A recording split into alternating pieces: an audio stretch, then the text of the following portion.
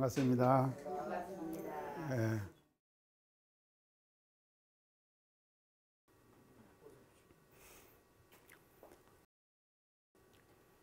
자, 불교가요, 이때 뒤에 내가 얘기를 하려면 이제 하려고 생각합니다. 근데 뭐가 나타나는가 하면요, 이때 나홍선사가 이렇게 해가지고 이제 불법을 떨쳤죠. 불법을 나홍스님이 지금 떨쳤습니다. 이제 떨쳤죠.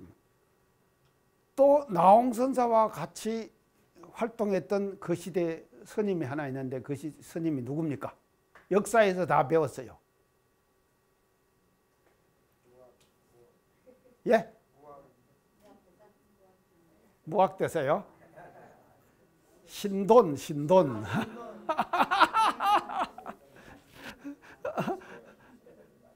배웠죠? 신돈. 똑같이 했다. 그러니까 이게 불교가 기울어지는 거예요. 자, 뒤에 제가 신돈에 대한 얘기 하랍니다요. 기울어지는 거예요. 그래서 유학도 마찬가지죠. 유학도 안 그랬습니까? 굉장히 성리학이 조선조에서 발달을 하다가 말년에 가서는 뭔가 하면 유학에 대한 회의가 생기죠.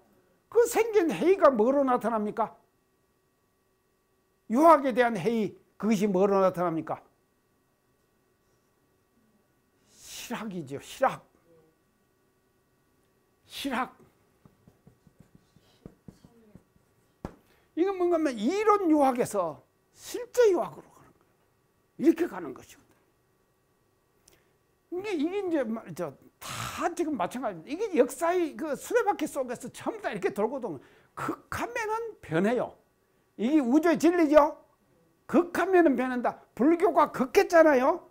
극하면은 세해지는 거지. 유교가 극했잖아요. 세해지는 것이지. 기독교가 지금 극하잖아요. 극 안 합니까? 하나는 뭔가 하면요, 반드시 뒤에 오는 것이 뭡니까? 진리가 세해지는 거요. 자, 우리나라가 하나님의 축복받는 나라 됐죠. 그러니까 감사하다니까요. 저는 굉장히 감사해요. 기독교에 감사해요. 왜냐하면요, 우리 한국이 말입니다, 세계의 문화를 재창조할 수 있는 그 밑바탕을 누가 제철해 주냐? 기독교가 만들어 준 거예요. 지금 말이죠, 한류가 불고 있죠. 그 한류가 누구 덕택인지 압니까? 기독교 덕택이에요. 또 불교 덕택이고 유교 덕택이고. 아시겠죠? 이 문화 발전의 3단계. 이게 역수직 전통을 다시 찾는 거예요. 그래서 지금 우리나라가 말입니다, 2단계에 들어갔다. 역수직 문화 단계. 그래서 문화에 꽃이 피는 거예요. 그래서 한국의 문화가 세계 문화로 가는 거예요. 맞죠? 예, 그렇게.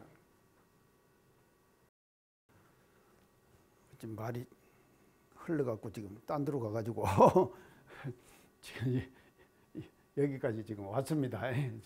왔어요. 그래서 이제 홍건적 난을 지금 얘기를 하다가요. 이제 홍건적 난. 그러니까 아까 이제 공민왕이 지금 개경을 버리고 홍건적 난에서 도망을 갔다 그랬죠. 수도를 옮겨. 하여간 참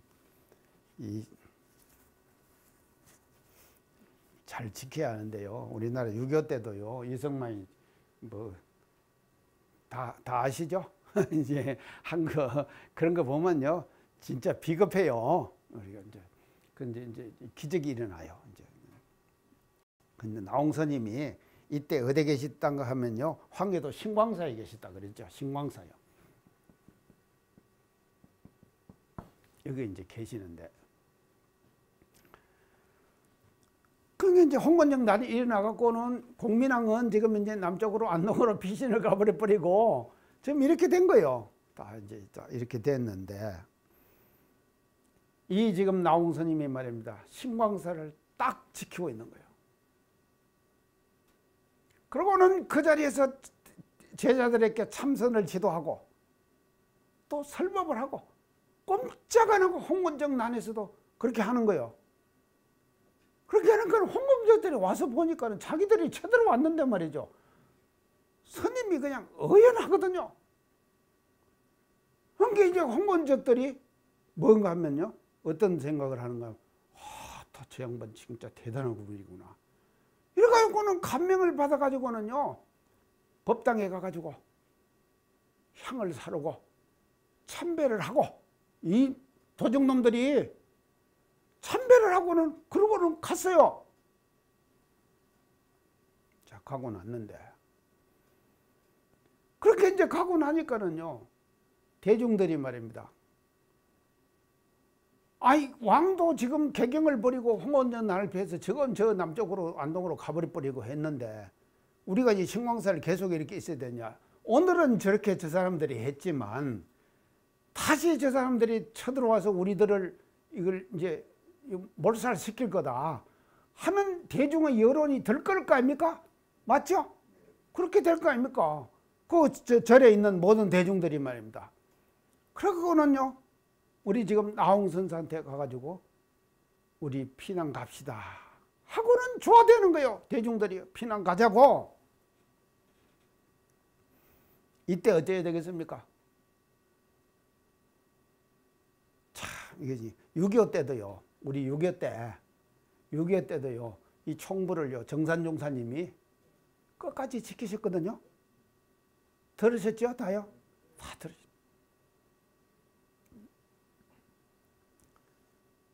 그런데 이제 홍원적들이 와서 그 이튿날 이제 다시 또 이제 올 거 아닙니까? 와서 보니까는요, 전혀 요동하지 않고 대중들이 말입니다. 불법 그 자체에 그냥 그 속에서 생활 속에서 다 안정되게 심취하고 있는 거예요.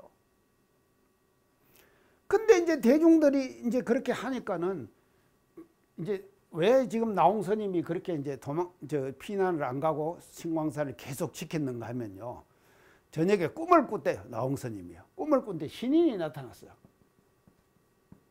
이 신인이 딱 나타나가지고 네가 이 절을 그대로 지키라 하는 현몽을 하고 가버렸어요.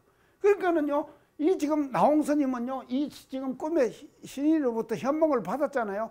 이것 백도 있고 또 자기의 신념이 있을 거 아닙니까? 해가지고는요, 그 신광사를 그대로 지키고 있었어요. 그러니까는 홍건적들이 감히 그 신광사 안에는 들어오지 못하고 주위만 뱅뱅뱅뱅 며칠을 돌다가 절에는 하나도 해를 끼치지 않고 그대로 물러나 버렸어요. 그러니까 기적 같은 일이죠. 기적 같은 일이 일어나.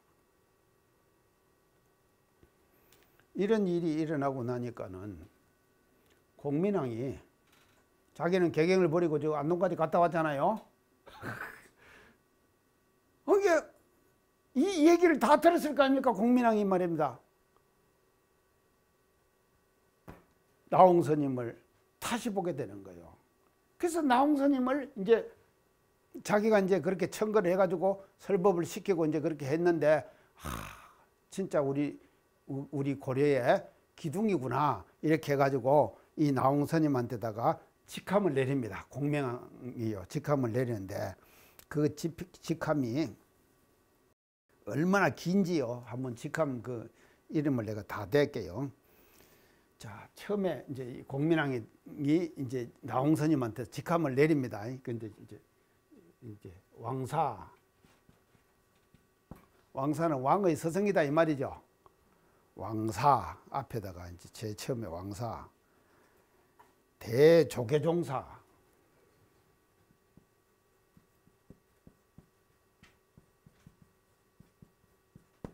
이 조계종은 조계종은 지금 불교 아닙니까? 큰 조계종의 종사다, 서성이다. 조계종사. 이제 이게 성교 도청섭.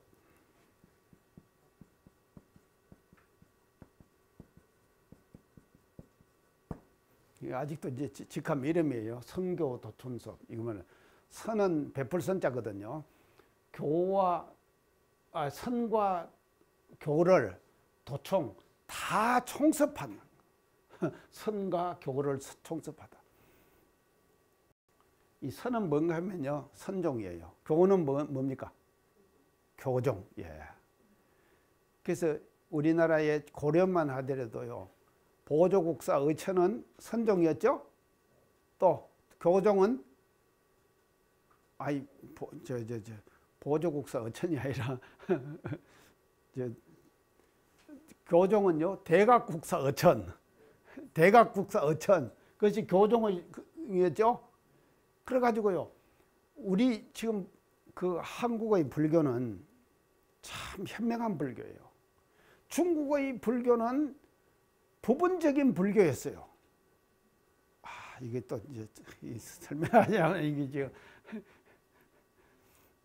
그래서 중국 불교를 한마디로 말하면 대성종파불교, 제가 지금 강조 많이 했죠? 대성종파불교예요. 그 종파가 많이 생겼단 말이에요.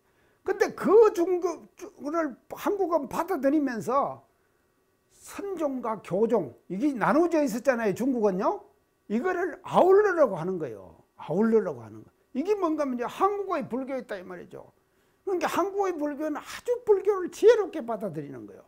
그래서 성교 도총섭이라고 그랬다. 여기서부터, 이 이름에서부터. 이게 이제 지금 나홍선사에게 공민왕이 내린 지금 배설 이름입니다. 성교 도총섭. 또 뒤에 또 있어요. 건수본지 중흥조. 건수본지 중흥조.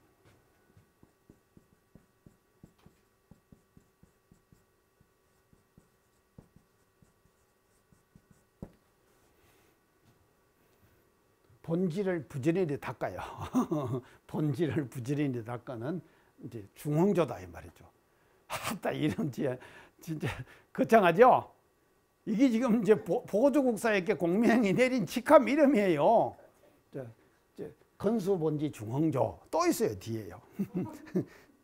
뭔가 풍복 구구세.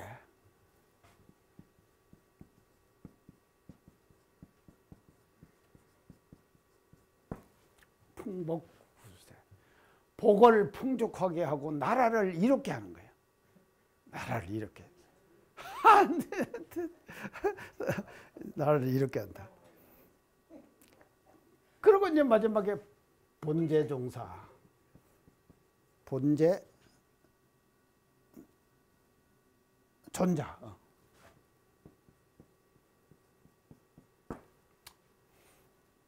자, 보세요. 왕사, 대조계종사, 성교도총섭, 건수본지 중흥조, 풍복구구세, 본제존자. 이런 거창한 이름을 붙여가지고 공민왕이 말입니다. 나홍선사에게다가 직함을 내리는 거예요. 이때까지만 해도 좋았어요. 이때까지만 해도 좋았다니까요.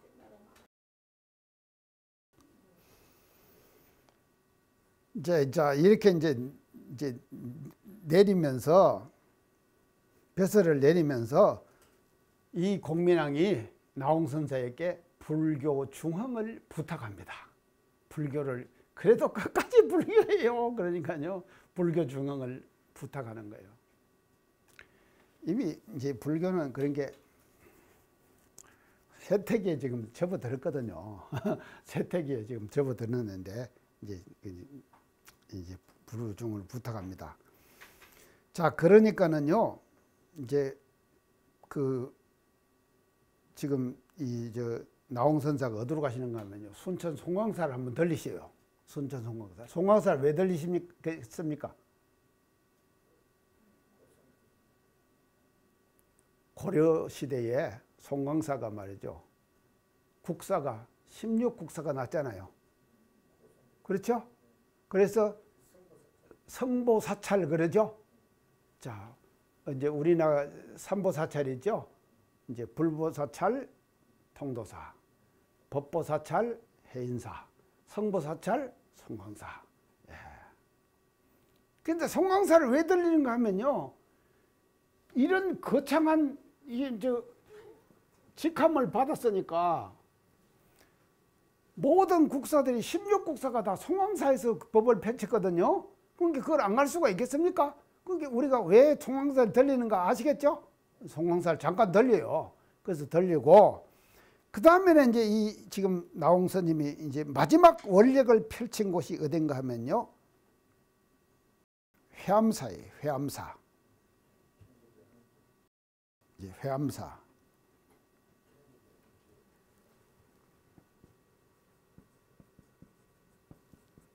이 회암사가 아까 어디서 회암사 앞에 나왔죠? 본인이 그 회암사에서 누구 만났다 그랬죠? 지금 서공화상에다가 깨달음 얻었다 그랬죠? 자기가 깨달음 얻은 곳이에요. 21세에 출가해가고 24세에 해암사에서 저 깨달음 얻었다 그랬죠? 도노했다 그랬죠? 제가 도노했다. 그러니까 이제 거리로 가는 거예요. 해암사로 가는 거예요. 이 해암사. 가가지고 거기서 뭔가 하면요, 이제 설법을 하는 거예요.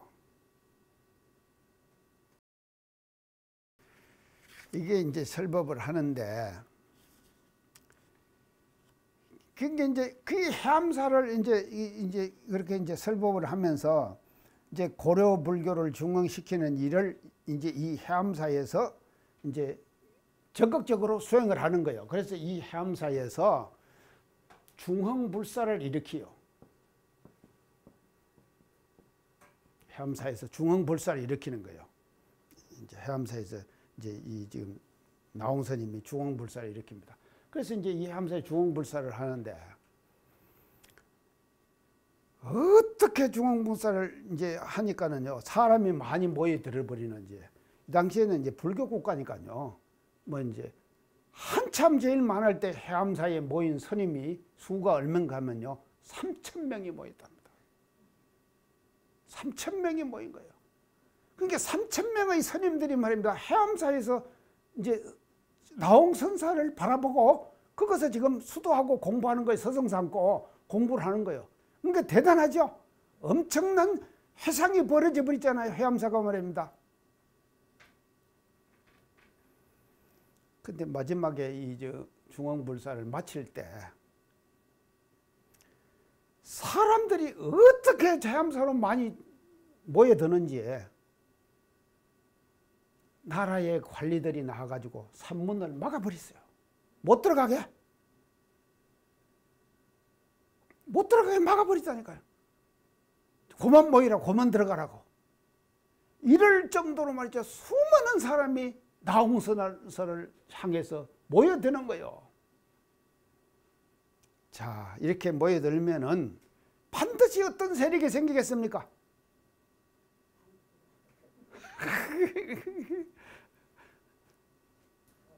그거 좋게 보진 않은 사람들의 세력이 생길 수 있잖아요. 맞죠? 그래가지고는요, 고려조의 마지막에 대간들이요. 대간은 뭔가 하면요, 왕에게 직소하는 사람들이에요. 간청하고 뭘 어떻게 해주시오 하고 한 사람이 대간들이에요. 이 사람들이 합동으로 공민왕에게 뭔가 하면요, 상소를 올리는 거예요. 그래서 이 대간들이 올린 상소가 말입니다. 이것이 뭔가 하면 대간 탄핵 상소다. 이때부터 탄핵이 있었던가 봐. 탄핵요? 이때부터 탄핵 상소가 올라가 버린 거예요. 이렇다손 치더라도 공민왕이 이렇게까지 했는데 이 말을 들어줘서 되겠습니까? 안 되는데 공민왕이 말입니다, 들어줘 버린 거예요. 그래갖고 공민왕이 말입니다, 퇴거 명령을 내려버린 거예요. 해암사에서 떠나버리라.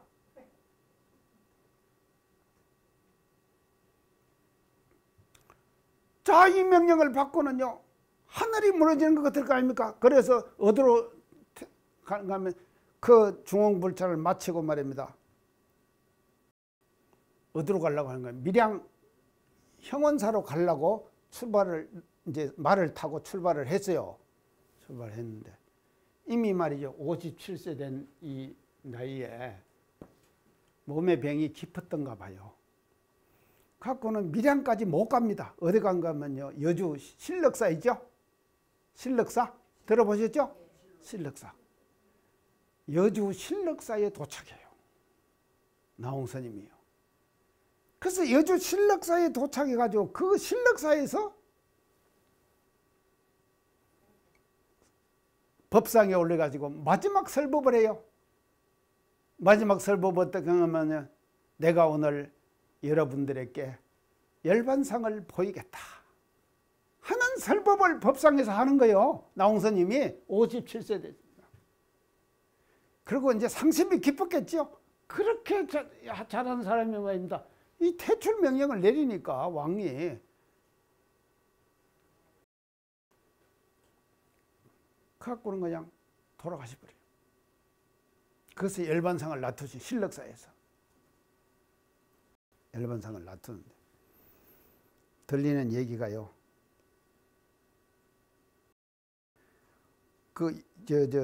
신력사 앞에 말입니다. 복마산이라고 하는 산이 있는가 봐요. 복마산이라는 산에 오색 구름이 덮였다. 열반상을 놔둔 그 복마산, 신력사 앞에 있는 복마산에 오색 구름이 덮였다. 그리고 나홍스님을 태우고 간 말이 말입니다. 밥을 안 먹고 시름시름 하다가 죽어버렸대요. 그 말도 어리죠? 우리가 잘못하면 말보다도 못해요. 인간 삶에서 말입니다. 이 말보다도 못할 수가 있다니까요. 그 말도 보세요. 나홍스님을 태우고 간 말이 말입니다. 스님이 그렇게 열반상을 놔두고 나니까는 말이 먹이를 안 먹어버렸어요. 안 먹고는 죽어버렸어요. 어리했죠?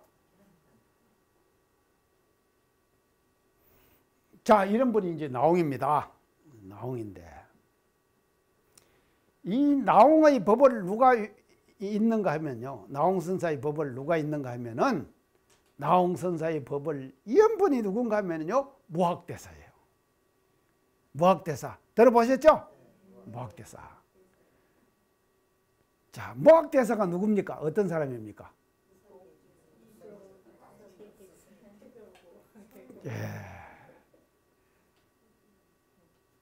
이 직계제자예요. 그 법을, 나홍의 법을 누가 있는가? 무학이 있는 거예요. 자, 그래서 이제 무학대사하고 우리 교단하고는 또 어떤 관계가 있습니까? 무학대사하고 우리 교단하고 관계는요. 무학대사가요, 어디다가, 태조 이성계가 도읍을 어디다 정하려고 그랬죠? 계룡산에다 걸으려고 했죠. 도읍도 다 정했잖아요. 주추도 다 놨죠. 그거 다 가보셨죠? 그 주추 하나에다가 무학대사가 글을 썼는데 뭔 글을 썼다 그랬죠? 이거 정확하게 아셔야지.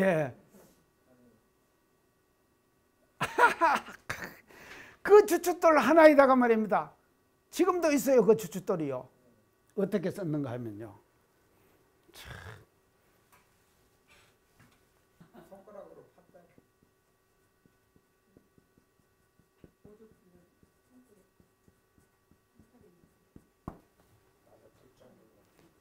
아이고 참.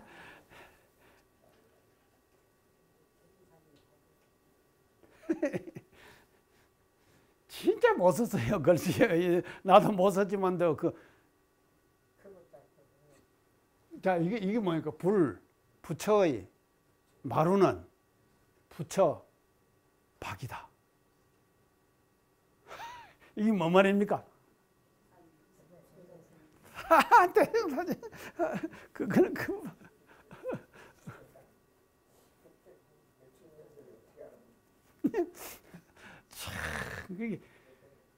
그게 그렇게 했단 말이죠. 그러고는 꿈에 현몽을 하는데 이거는 네 타이다. 너는 한양으로 올라가거라. 그랬거든요. 그러니까는요, 그 꿈을 현몽을 받고는요, 주춧돌을 다 놨다가, 근데 이제 그건 왜 거다가 이제 도읍을 정하려는가 하면 정감록의 비계를 믿고 태조가 말입니다. 거기다가 도읍을 정하려고 한 거예요.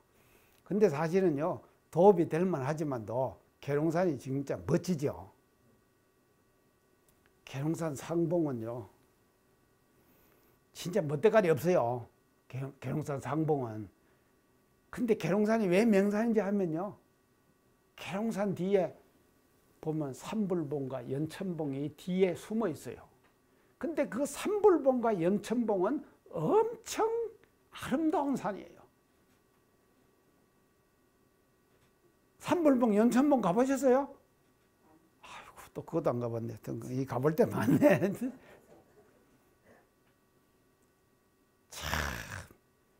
그런데 주봉은 그렇게 멋대가리 했는데 그 아름다운 봉우리를 뒤에다 숨기고 있는 거예요. 그리고는요, 나래가 이렇게 촥 이렇게 돼 있어요. 계룡산이. 근데 이쪽 동쪽으로 보면요, 하나가 전부 안으로 다 굽어 있는데 하나가 이렇게 넘어가 있어요. 그 봉우리 이름이 뭔 봉우리인가 하면요, 역적봉이에요. 지금 역적 난다고. 지금 이제 알고 왔어요. 이렇게 안 했으니까 자 이렇게 다. 우리 대산종사님이 얘기를 굉장히 좋아하셨습니다. 그래서 우리는요 계속 그 다니면서요 했어요. 근데 국가에서 저거 잘못했어요. 저거 완전히요. 지금 계룡산 저거 저 신도안이라고 하는 것은요, 저는요 한국인의 민간시당의 금지처예요. 맞죠? 그런데다가만 군대에 갔다가 상군 본부를 거기다가 정해버렸잖아요. 근데 모학대사하고 우리 이거 하다 또 이제 엄한 얘기가 제가 나왔는데, 보세요. 불종불박. 요거를요, 그대로 탁본해가지고 성탑 옆에 가만, 이 지금 하나 세워놨죠? 봤어요? 예. 이걸 누가 쓰신가 하면 모학대사가 써있다. 저 모학대사 대단한 분이죠? 그게 나홍 스님의 법맥을 그대로 딱. 이제 이런 그 역사를 이제 가지고 있는 분이 이제 나홍 스님이다. 이제 하는 것을 이제 우리가 그 알아야 됩니다. 자, 그런데 이렇게 이제 지금 이런 분이 나홍 스님인데, 이 당시에 불교상을 우리가 이제 알기 위해서는 아까 제가 이제 뭐 얘기했는가 하면 신돈 얘기했죠?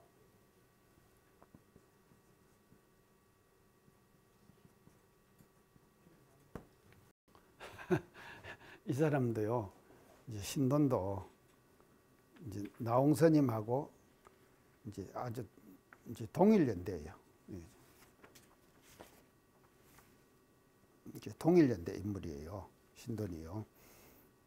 어떻게 이제 동일연대 인물인가 하면요, 이 나홍 스님은 언제 돌아간? 1371년에 돌아가세요. 1371년. 아니, 나홍 스님은 신돈이요. 71년. 그러니까는요, 그리고 태어난 해는 언제인지 몰라요. 신도는요, 태어난 해는 언제인지 몰라요. 그러니까 여기 76년에 돌아가시고 71년이니까는 이제 5년 빠르죠? 그러니까 동일시대 때 사람이죠, 신돈이요. 그런데도 그 이제 신돈이는 이제 그렇게 이제 묘사가 되거든요. 이제 근데 이제 이건 뭐 이제 복잡한 얘기들 다 이제 할 필요가 없고요. 그 신도는 이제 이 지금 출생 자체가 그 절에 있는 여종의 것부터 출생을 했다가, 여종, 여자종, 사찰의 여자종으로부터. 그렇기 때문에 신분이 확실하지 않는 거예요. 그러니까 이제 신분이 확실하지 않는 사람이 나중에 가가지고 완전히 공민왕의 신임을 얻게 되거든요. 그 이제 공민왕의 신임을 얻으면서 이 신돈이 말입니다, 엄청난 불교의 부작용을 일으키는 거예요. 이 신돈이라는 사람. 딱 동일시대 사람이에요. 그러니까 이 동일시대 때 어떤 분은 나홍 스님 같은 분도 있었는가 하면은 불교에서 신돈 같은 사람도 있다 이 말이에요. 이걸 우리가 알아야 돼요. 그게 언제든지요, 이것이요, 인물이라는 것은요, 그 난세에 인물 난다 그러죠? 어지러울 때 인물 나는 거예요. 우리 지금 인물 하나 냈죠? 아니, 왜 냈는가 내가 얘기는 안 하겠습니다. 우리가 이제 한 거예요. 그래서 이제 했는데, 이 신돈이라는 사람이 국정을 엄청 어지럽으셨어요. 이제 어지럽혀가지고 그 내용들 내가 이제 다 지금 정리해 갖고 왔는데 다 얘기 안 하랍니다. 하여간 이런 신돈이라는 인물이 우리 나홍 스님하고 그 당대 때에 그렇게 이제 그 살았던 이제 그런 사람인데, 나홍 스님은 이런 분이지만 또 신돈이라는 사람은 요성이라고.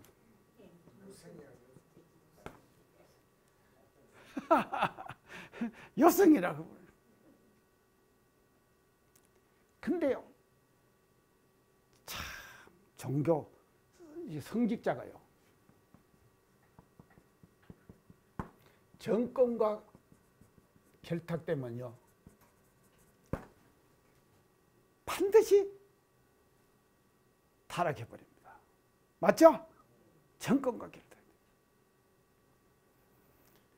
자, 요새 지금요 모르는 얘기들 많이 나오더라고요. 이제 페이스북이나 카톡이나 이제 계속 이제 그 신문의 사설이나 이제 또 그 칼럼 같은 것들 자 보면요, 우리가 몰랐던 거예요. 해방 이후에 말입니다. 이제 우리가 이승만 정권이 들어서면서 그때 이제 각 종교계에서 했던 여러 가지 그 행적들이 있지 않습니까? 이런 것들이 지금 다 밝혀지고 있더라고요. 그러죠? 지금 다 밝혀지고. 그래서요, 이 성직자가 말입니다. 정권과 결탁하면은요, 절대로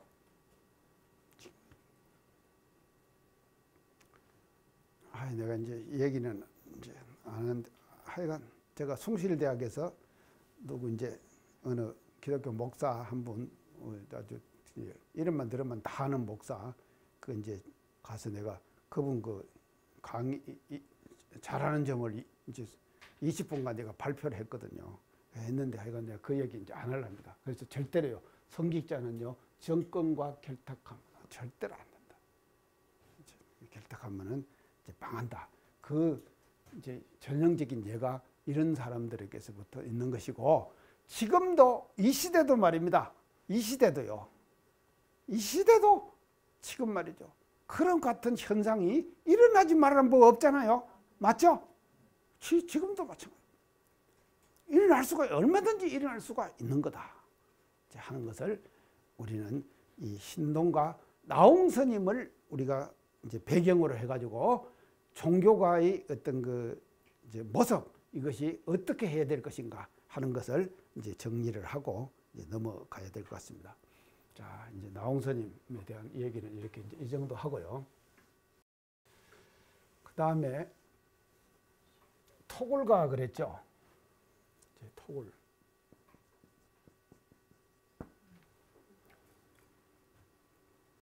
토굴가. 이제 토굴은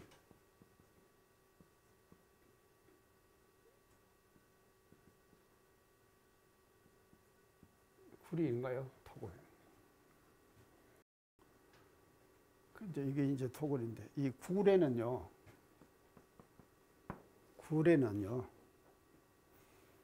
이제 석굴이 있고 토굴이 있고 이제 두 가지가 있습니다. 이제 석굴이 있죠. 석굴은 이제 바위굴이죠. 그래서 석굴에는 이제 두 가지가 있습니다. 석굴에는 또 이제 어떤 두 가지냐. 첫째는 자연석굴. 두 번째는 인공석굴.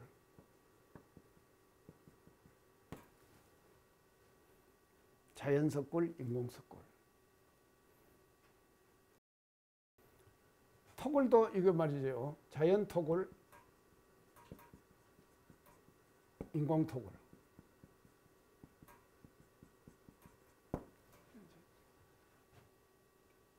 이게 이제 그래서 석굴, 토굴.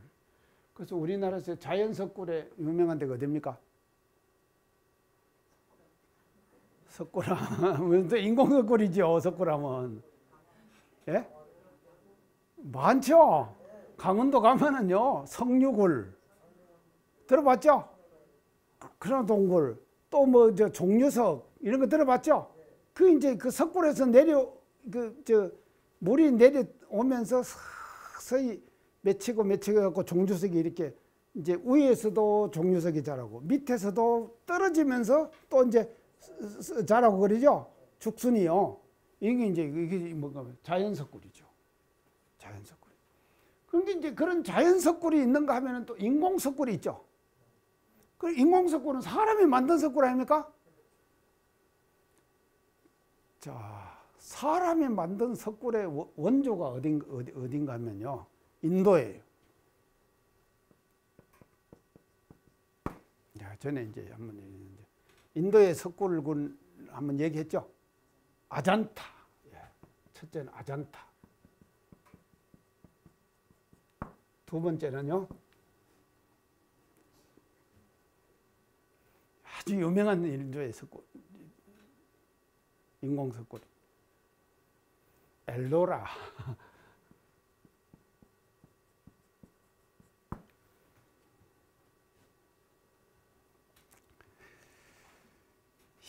이제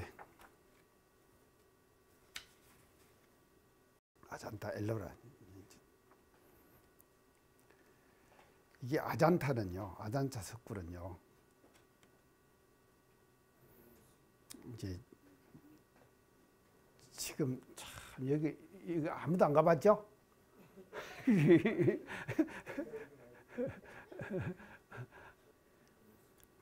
근데 참 하여간 인도 사람들 대단합니다. 이 아잔타의 석굴군이 말입니다. 한 30여 개의 석굴군이 쫙 있어요. 이렇게 이제 모습이 어떻게 생긴가 하면요. 이렇게 돌아가죠. 이게 산이거든요. 근데 여기다가 이제 처음 굴을 파는 거예요. 다 이렇게. 이래 갖고 한 30여 개의 굴을 쫙 파는. 이 중에서 아잔타 석굴 중에서 제일 아름다운 석굴이 뭔가 하면 제 19석굴. 중간에 19석굴. 이게 제일 아름다운 석굴이에요. 19석굴이요. 그래서 이게 이제 19석굴인데 깊이가 얼마인가 하면요. 깊이가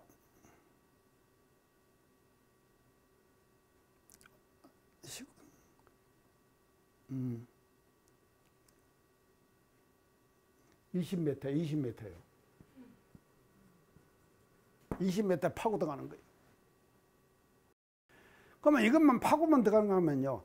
자연 속에서 20여 개를 이제 하는데 자연 속에서 파고 들어가면서 돌멩이를 파고 들어가면서요. 이제 기둥을 세우는 거예요. 기둥을 어떻게 기둥은 남겨두고 파는 거예요. 그러니까 그 뭔 말인가 알겠죠? 석굴이요 파면서 기둥을 갖다가 만들어 갖고 갖다 세우는 것이 아니라 파 들어가다가 기둥 거치 이걸 남겨놓고 파는 거예요. 그거는 뭔가 하면 스투바 그래요.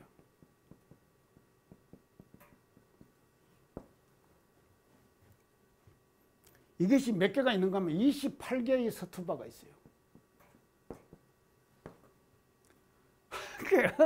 한번 보세요. 이게 파로 들어가다가 스투바 하나 만들고 파고 들어가다가 스투바 하나 만들고 양쪽에다가 이렇게 해가지고 28개의 스투바를 다. 그러고는 제일 끝에 20m 제일 끝에 가면 감실을 만들어요. 감실은요 이제 그 자체가 감실이 돼 버리죠. 아니. 이거 감실을 모르네. 경주에 지난번 우리 기타님, 하타님, 혜성님 경주 남산 가보셨죠? 그 지금 마의 불상 그 옆에 가보셨죠? 그 옆에 가면은요 감실 부처가 있어요. 그 옆에 또 가면요 그 다른 골짜기에 그 우리가 그때 갔던 골짜기 있잖아요. 그 골짜기 그 다음 골짜기를 들어가면은 감실 부처가 있어요. 근데 남산에 있는 부처 중에서는 원조예요. 아주 감실 부처님. 그것은요 2m를 파고 들어갔어요. 돌멩이를요 파고 들어가 가지고 자연스럽게 거기다가 부처를 조각을 했어요. 그 안에다가 2m를 파고 들어가 가지고 가운데다가 부처님을 조각을 했는데 그 부처님의 모습, 그 남산의 감실 부처님의 모습, 그것은요 절에 있는 부처님의 모습이 아니에요. 어느가 하면 우리나라 농촌의 할머니 있죠. 전형적인 촌노의 모습을 하고 있는 감실 부처를 그거다가 조각을 해 놓은 거예요. 그걸 감실 그래요. 그래서 그 남산에 있는 부처의 그 원조는 감실 부처예요. 그래서 다음에 언제 가서 이제 감실 한번 가봅시다. 아이고, 이거 갈 때는 자꾸 많아지네. 그래서 이 19굴이 말입니다. 마지막에 감실해가지고 이 감실에다가 뭔가 자부를 모셨어요. 지금 아잔타 동굴에. 이제 이런 것이 이제 아잔타 동굴이고요. 그 다음에 엘로라 석굴은요, 아잔타에서 서남쪽으로 100km에 엘로라라는 석굴군이 있어요. 석굴군이 쭉 있는데, 이 엘로라에서 1굴에서부터 12굴까지는 불교의 석굴이에요.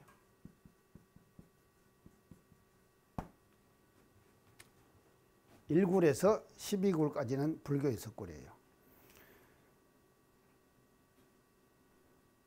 그 다음에 이것은요, 이제 언제 했는가 하면 5세기경이겠죠.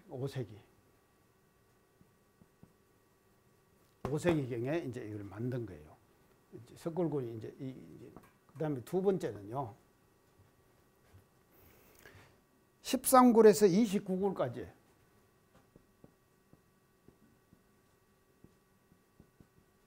여기까지는 뭔가 힌두교 석굴이에요. 이제 힌두교 석굴이. 이거는요 7, 8세기에 이제 만들었어요. 그 다음에 30굴에서 34굴, 세 번째 30굴에서 34굴까지는 뭔가 자인화교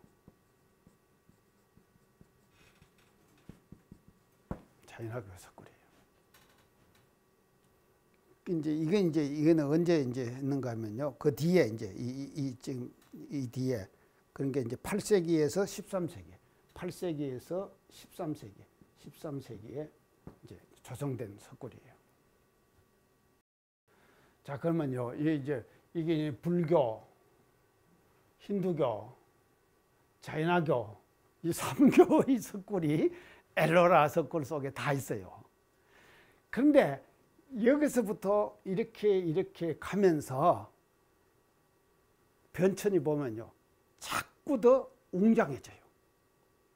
그래서 이 마지막 여기 가서는 엄청 웅장하다니까요. 어떻게 웅장한가 하면요, 건물 있죠. 이게 자인화교의 교회 건물이 있겠죠. 이 자인화교의 그 법당이 있겠죠. 건물 있지 않습니까? 그 건물을 구를 파가면서 건물 2층, 3층짜리 건물을 그대로 만들어 가는 거예요. 이게 인간이 할 일입니까? 나는 그걸 보고 이 사람들 할 일이 없었다. 건물을 만든다니까요. 그걸 파가면서요. 근데 그것이 2층, 3층짜리 건물이 엄청 웅장해요. 그런 웅장한 굴을 30, 40에 가서는 자인화교에서는 만들어버린 거예요. 그러니까요, 이것보다는 이것이 더 웅장하고, 힌두교보다는 자인화교가 더 웅장하고, 자꾸 그 건설을 오니까, 집을 지으면은요, 이거보다는 이거 더 잘 지으려는 마음이 있을 거 아닙니까? 또 이거보다 이거 더 잘하는 마음이 있지 않습니까? 자연적인 발상, 인간의 마음이 그런 거 아닙니까요? 그래갖고요, 마지막에 가면요, 이게 사람이 할 짓이 아니다 할 정도로 엄청난 그런 석굴군들이 엘로라 34개의 엘로라의 석굴들이 쫙 펼쳐져 있는 거예요. 대단하죠? 자, 그러니까 이게 이제 석굴입니다. 근데 여기는 이제 토굴이에요. 나온 데서는 토굴가예요. 토굴은 뭔가 하면 흙집 아닙니까? 그래서요, 저는 그렇게 생각합니다. 집 중에서는요, 바위 집도 안 좋습니다. 인간이 사는 데 있어서 제일 좋은 집이 뭔 집이겠습니까? 예, 토굴이에요. 가장 인간이 사는 데 있어서 적합한 굴은 뭔 굴인가 하면 토굴이에요. 그래서 이 토굴이 말이죠, 인간의 삶의 원형이에요. 토굴이요. 그래서 저도 어디 토굴을 하나 팠으면 싶은데요. 토굴 하나 어디 마련했으면 얼마나 좋겠습니까? 이 토굴이 참. 그래서 아마 나홍스님께서 이런 토굴 생활을 하셨던가 봐요. 하셨으니까요. 그 토굴 생활을 하면서 이제 제가 아까 처음에 읽었지만도 그 지금 그런 그 깨달음의 경지를 이 토굴 생활을 하면서 나홍스님이 얻었다 이 말이거든요. 그래서요, 이 토굴이 왜 중요한가 하면요, 사람은 흙과 가까이 살아야 됩니다. 맞죠? 흙과 가까이 살아야 돼요. 이 시멘트 때문에 이게 베리는 거예요. 그래서 흙과 가까이 사는 거예요. 그래서 위에도 흙, 옆에도 흙. 그러면 그 토굴이 얼마나 좋습니까?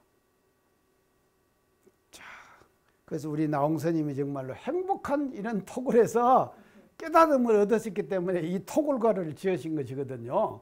그러니까 이제 다음 시간부터 본문으로 우리가 이제 들어갈 것인데, 이 토굴을 가지고 우리가 이제 토굴가를 가지고 다음 시간부터 우리가 이제 공부를 이제 해보도록 그렇게 하십시다. 그래서 오늘은요, 이 전체적인 이제 이 나홍스님과 그 또 토굴에 대한 이제 굴에 대한 이제 내용들을 이렇게 이제 말씀드리는 것으로 오늘 시간 마치도록 하겠습니다. 다음에 뵙시다요. 감사합니다.